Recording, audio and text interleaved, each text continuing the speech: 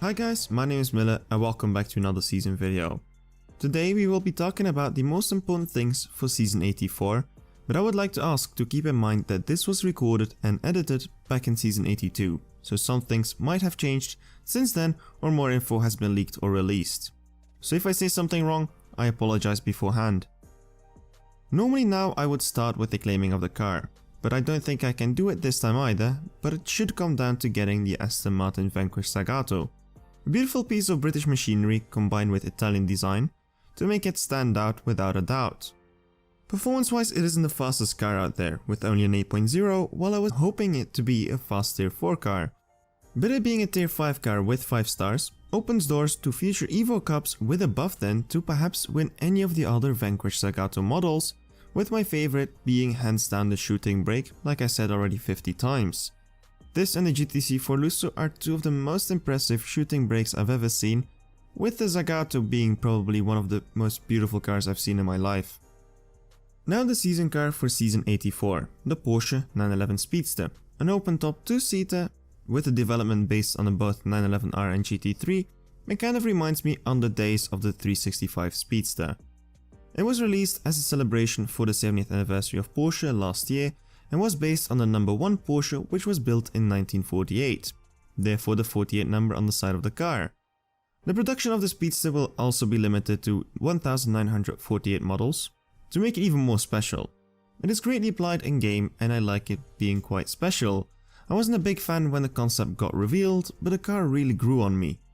The model you see here with the special heritage livery will only be rewarded to the top 10 crews, where we will have to settle down with the plain red version, which I don't mind honestly, but I do hope more colors will be available in the future. Miami Blue for example would look very nice on it. Performance wise it slots in right there with the Zagato and the F12 TDF of the past 2 seasons with a low 8 seconds, but I feel like it gets closer to the 7.9. Nonetheless, a great collector piece. Prestige car, the first returning one since the update, which is nice, but the fun won't stay for long. It is a KTM Crossfire R, a 4-star tier 5 car which is a pain to get fusion parts for, so I can see some people going to struggle with it even more than the Celine S1 or the Jeep Grand Cherokee we've had recently.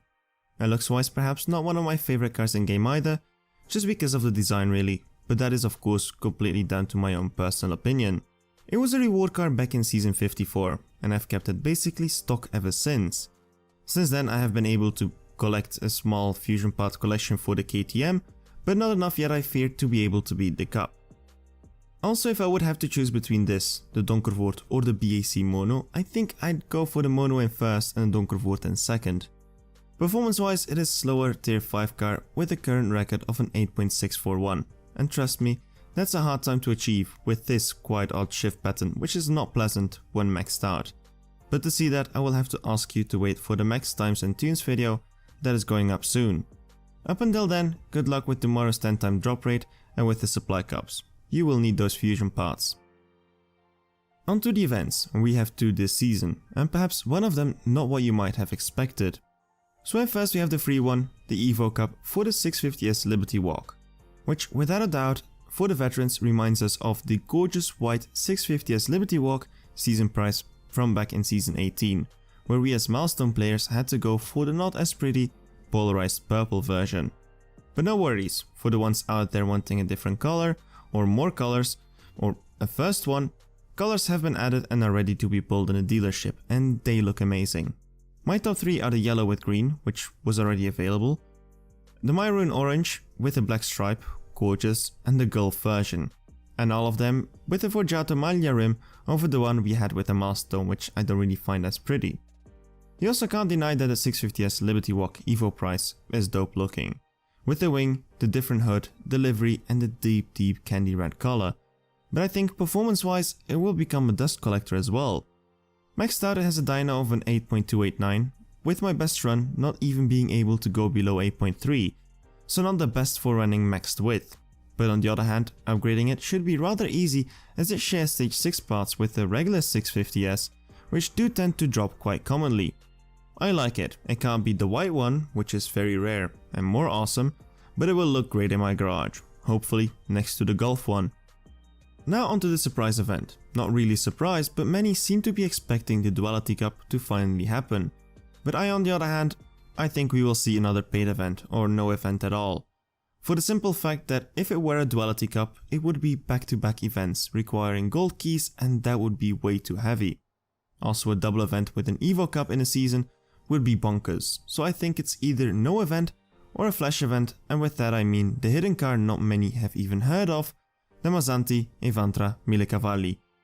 I will be straight up with you, a car of which its existence in real life I didn't even know of. So apparently it's an upgraded version of the regular Evantra, which was released back in 2013. In my last video talking about the Alfa Romeo Zagato TZ3 Stradale and pulling up CSR Racing 1, I noticed there was also Mazzanti, and they had the Evantra. But I am today years old till I learned about the brand. I really like the fact that the name of the upgraded version is the 1000 Cavalli, which means 1000 horses, referring to 1000 horsepower, which now apparently even jumped to 1200 horsepower, but calling it 1200 Cavalli would kind of be quite a hassle, right? But it could be that its low popularity could be due to the fact that the production numbers are very low, with the regular Evantra being limited to only 5 units per year.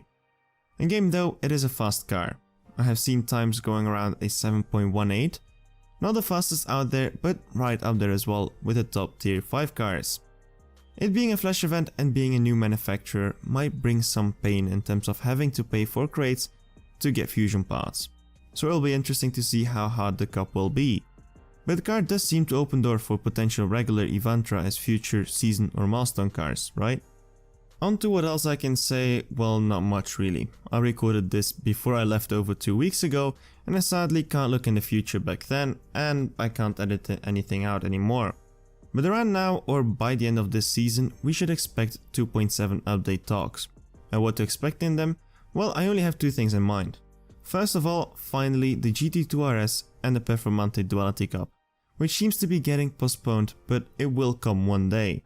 And probably the main point of the update will be the Toyota Supra finale. What to expect from that one? I think it will be again a lock-in system like we had with the Barchetta, where you will win the car on a certain race and have to lock it in to use it in the final 10 races or so, with the final race being up against Dom in his Charger, with the finish line crossing the train.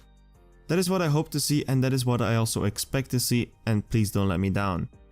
But other than that, I can't tell anything on it, except that potential lock-in cars will be the ones we recently had to buy, being the blue R34, Fairlady Z, RX-7 and Evo 7, and if there are more slots, perhaps the Zeta1 or 720S or any variant of those, but also the Rally Fighter, Touch AMG GTS, Demon and Charger, as they seem to be always popping up in the dealership as coming soon on the Hobbs & Shaw tag, so wonder what that will be. I think I can close off here, and sorry again if some information is old or wrong or outdated. This was recorded well ahead in time and I can't change anything about it sadly. I can't wait though to be back to see what 2.7 brings, and if you enjoyed the video, don't hesitate to leave a like. Subscribe for more content like this. My name is Mille, see you around, and keep racing. Take care.